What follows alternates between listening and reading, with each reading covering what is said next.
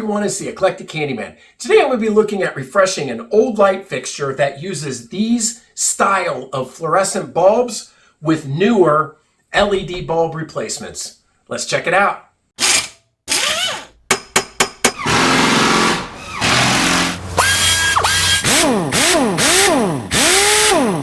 All right, to get set up, we have a couple of options, and you'll need to decide which route you want to go. So if you have a working fluorescent light fixture, the bulbs illuminate, everything's okay, and you just can't find replacement bulbs, and you're worried about that, these are essentially obsolete, the fluorescent tubes at this point. Your easiest and most direct option is to use a Type A LED bulb. No rewiring, it's a replacement. The only things you'll have to pay attention to is getting the same type, like T12, pay attention to length. Then you can do the lumens and daylight or soft light or however you want to do those types of options. These will come out, you'll remove them and put in the Type A and you're done.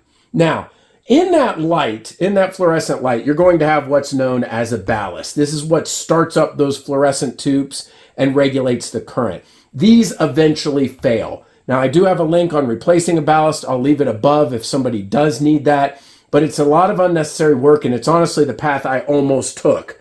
This ballast, which is a tank, this is an old magnetic ballast. They also have electronic ballast, but when these fails, the lights won't illuminate, they might flicker, and it's no tube replacement is going to work. So with Type B LED bulbs, what we'll do is actually remove the ballast, take it completely out of the equation, and direct wire so that we can just use the LED bulb itself. It's a lot simpler than it seemed to me at first. The LED bulbs come with instructions. Now these instructions will show you, based on the type of ballast you have, how to rewire it. In my case, it's super simple. I group all the hot on one side and all the neutral on the other, put in the LED Type B bulbs, and it's done. If you do try to track down a ballast and replace it so that you can put Type A in, you're going to have a lot of work because a lot of times they've discontinued, they're getting harder to find, so just be aware. So Type A is for a direct replacement, working light, but again, you're going to have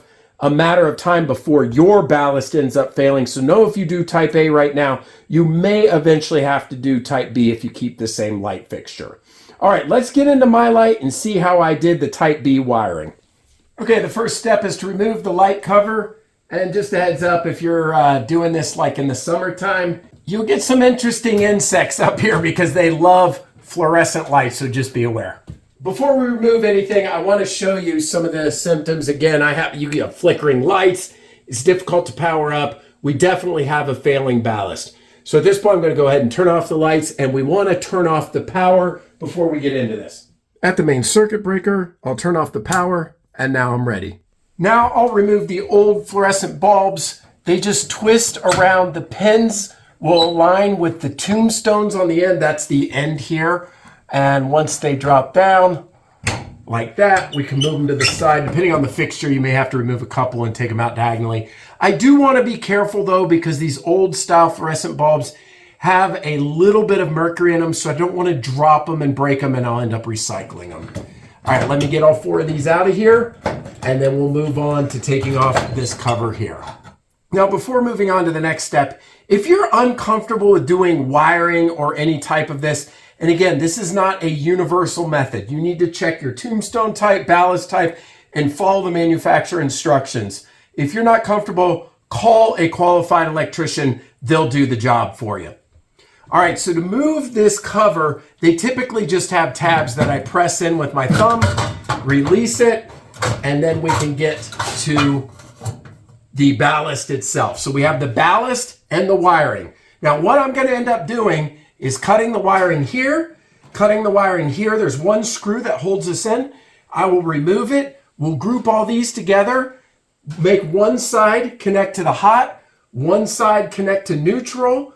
We can either use end caps like this to group them together. I'm going to use Wago connectors, and that's what's going to be. Then we'll put everything back together and put our bulbs in. So let's go ahead and get this removed. So I'll cut the wires on one side. Now, if you have a working ballast and for some reason you think you might ever need to rewire it, you can give yourself a little bit on the ends here. I know this one's going bad, so snip and away we go. I will do the same thing on the other side. And we have that removed. We have all those cut. There is one Phillips head screw on mine. There might be two. These light fixtures have all these holes that you can mount the ballast in. So yours may be slightly different. Once that screw comes out, there's just a little tab on mine that held it in place. I forgot to cut two wires on this side. And away we go. We have the ballast removed. All right, so we've got the hot and neutral coming from the ceiling, and it's already grounded, so that's good.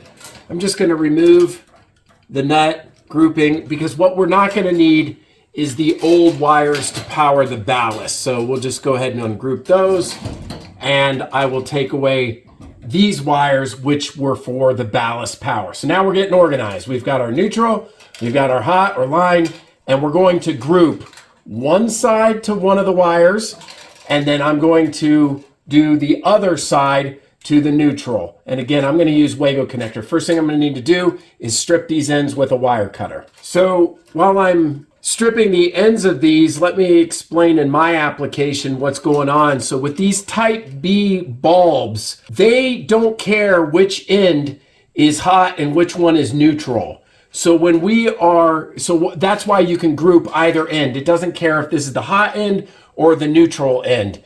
There is, all it cares is that it's 120 volts across. So with this direct wire method, that's essentially what we're doing, is we're grouping all of one end to hot and one end to neutral. Again, this takes out the hassle of having the ballast in the equation, and you will not have to use that again. Now I'll show at the end, but we will put a sticker on the cover here that says only use type B bulbs, because there's an AC driver inside of it, and it's very different than how the type A bulbs work. All right, so I've got all these stripped. I'm going to do the same at the other end, and let's get these Wago connectors to work. So here are my Wago connectors, and because I have 7 wires, I don't have a connector that's large enough. I've only got these 5. So what I'll do is use 2 of them and then put a jumper wire between the 2. So that'll be like all of them grouped together. Again, you can use a connector nut and group them all together just the same, whatever you prefer, as long as they're all bundled together. So I'm going to make this end the hot end connected to the black wire here. And there's no significance in my application for color. They just all need to be bundled together. So I'll put those in. And again, this is why I like these connectors. They're just so simple to use. You hear the click, you know that you've got a good connection there. We'll get the main lead wire in there. And there we go. We've got these all bundled together. All right, for the neutral grouping on this side, there's not enough length with the existing wire. So I'll go ahead and add a piece in here. I have this 12 gauge wiring. So I'll just extend it down here, use the identical setup with the Wago connectors for the neutral side, and that'll complete this. Let me go ahead and do that now.